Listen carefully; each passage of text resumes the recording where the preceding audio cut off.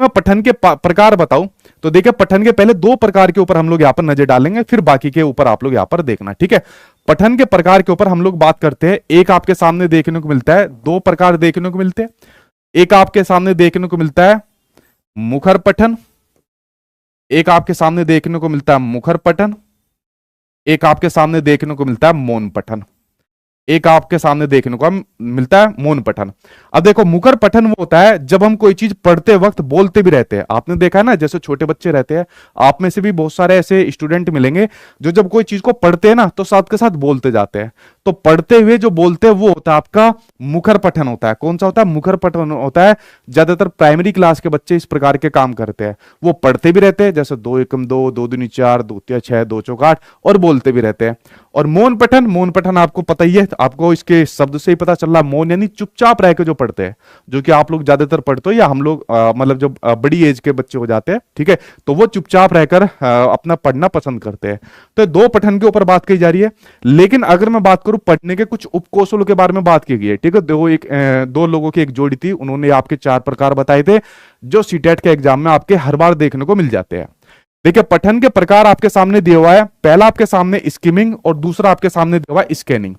Skimming यानी कि सरसरी तौर पर पढ़ना। किस पर? सरसरी तौर पर जब पढ़ा जाता है। आप लोग न्यूज देखते हो, जितने भी न्यूज चैनल है उस पर दिखाया जाता है टॉप 100 न्यूज। तो टॉप 100 न्यूज के अंदर पूरे दिन भर के दौरान जो भी बात रहती है जल्दी जल्दी दिखा देते हैं। यानी उसमें हम लोग, आप लोग भी सरसरी तौर पर पढ़ लेते हैं, हाँ भाई क्या क्या पूरे देश दिन भर के अंदर आज हुआ, देश दुनिया की सारी खबर उस टॉप 100 के अंदर हम जल्दी जल्दी देख लेते हैं। तो यहां पर क्या हो जाता है, ये सरसरी तौर पर पढ़ते हैं हम लोग, ठीक है।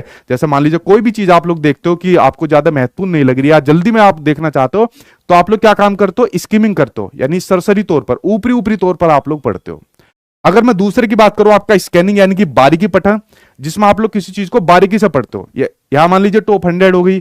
उसके अलावा आप लोगों को ने देखा होगा जो न्यूज एंकर होते हैं, इनका कुछ प्रोग्राम आते हैं, किसी का दंगल आता है, किसी का प्राइम शो आता है, इस प्रकार से होता है, ठीक है। यानी वहां से बारीकी से अध्ययन किया जाता है कि इस न्यूज के अंदर क्या बात कही गई थी, किसके परिप्रेक्ष्य में की गई थी। तो ये आपका बारीकी पठन हो जाएगा, ठीक है।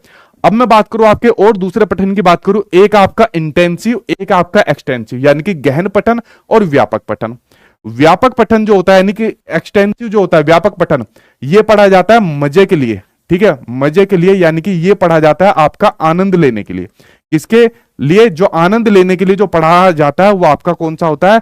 व्यापक पठन, जिसको आप लोग विस्तृत पठन भी कह सकते हो, ठीक है, जिसको आप लोग विस्तृत पठन भी कहते हो। सीबीएसई वाले इसी वर्ड को ज्यादा यूज करते हैं, विस्तृत पठन को।